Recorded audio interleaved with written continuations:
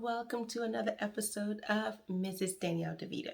So today I'm in the bedroom because we have more pillow talk. So this is um, going to be a video about how to prevent the sets because of dinner type theme that's going around. It's the theme now where if men provide you a nice meal, it is expected that you have sex.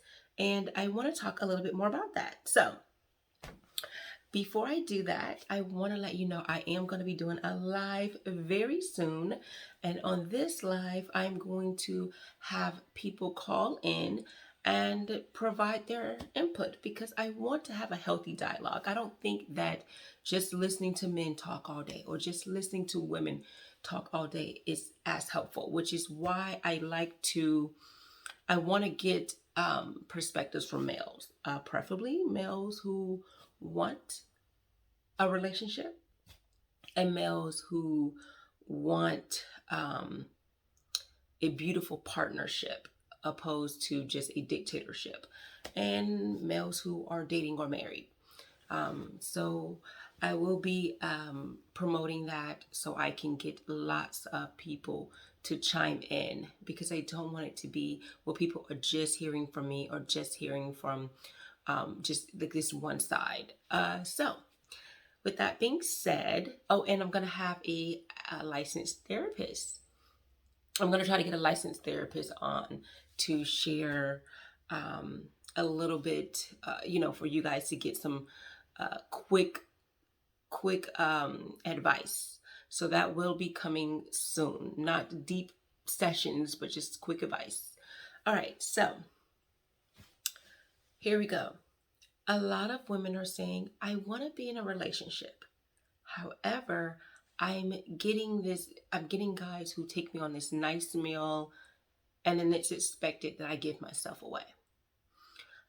Some of these women may be virgins and some may not, but they are conservative in that department. So what I would suggest that you do is remove the monetary component out the way. So you can do three things, either one of these three things. You can decide on the first date, and just so you know, before you say anything, listen, because I have a lot of women who are, they like to say, well, I'm feminine, but that means hypergamy means I don't pay anything. So on the first date, try going Dutch because it removes, you don't have to, but this is one of three things. Try going Dutch. The idea that the man is not paying removes the component of I paid for this, so I deserve something in return. I think the guy paying for a date is supposed to be an investment. But many men don't think that the investment itself is the relationship. Now, don't get me wrong. I understand that men are visual creatures. So naturally, when a guy sees you, he sees you visually, and he's going to be thinking about intimacy in his head. However, I think that if you remove that factor, you can enjoy the date. Now, if that's not something you want to do, again, this is not the only option. This is for people who say, I still want to go on a nice meal, but let's go Dutch. The other component would be, and this may not be for you bougie people, number 2 and 3, it would be to go to, don't have dinner with someone. Do dates that are in the daytime, like brunch, and it could be a nice restaurant too. Just, mimosas, orange juice, and some nice scrambled eggs or pancakes, something cute and light. A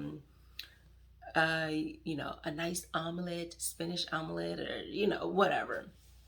Well, probably not spinach because that'll get in your teeth, but just something cutesy, right? Nice brunch. Or you could do like Starbucks So it can either be something brunch like or something like it's just drinks, but not like dinner drinks. More like a latte, hot chocolate, tea, something where no one is really putting money out. Because I think also when you don't know a person, they should not pick you up on a date. You should meet there. One, because if the date doesn't go well, you can leave. And you don't want to put yourself in that predicament where they're dropping you off and they're going to your doorstep, or you're going to their house and then now the door is open for you guys to do things like that. So this is for women who are trying to wait until marriage or be conservative or wait until the relationship is something much more serious. Because as I said, if you watch my vetting video, you should not be giving anything up in the first 3 months, definitely. I would say go towards marriage, but if you're not, after 3 months, because then you will become an item, or at least further, right? Or into the 6 month mark or something like that. But the wait I think is something good to do until marriage. Now, and that's something that I think that if I had to do things all over again, it would be until marriage. Not until, because some people say, well, you wait till the relationship is great, until you're something serious, but it is better to wait until marriage. So with that being said, I would say, again, 1, you would go on a date and you do Dutch. 2, you would either do like a brunch or, afternoon drinks, like at Starbucks, go to Starbucks. And 3 would be you do nothing that requires money. It would be go to the park and walk. The idea is you're on a first date to get to know the person, not to see how deep their pockets are. Because no matter how deep someone's pocket is, if they're not a good person, if you don't vibe with them, it doesn't matter. But so many people want to be with a high earner that they forego character. They forego personality traits that may clash with, that could potentially clash with yours, or things that could be deal breakers. They may not have the same fundamental values that you have, or morals. So I would say a park is a great place to do that because no money is involved. You're getting to talk to the person. You can hear everything that you're forced to talk. You walk, you talk. You sit a little bit, you walk, you talk. And then, maybe you could have like a picnic there if you want. Again, if you still want to dress up and not walk around, I think going to Starbucks or going to a breakfast place or a place where you can just sit and talk is great. But if you do go for a meal, then you can try going Dutch on the first night. Or you could go on a first date and everything is fine, but I would make sure that the guy that you're interested in going on a date with is not just someone that you really don't like and you're just going there for free food.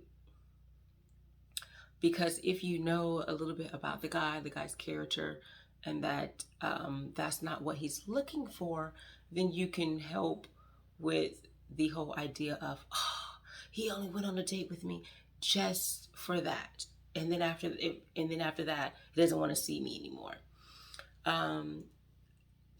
Guys, I think a lot of guys do want relationships. But do they think about other things? Yes. But I think that's where the self-control and the discipline comes in.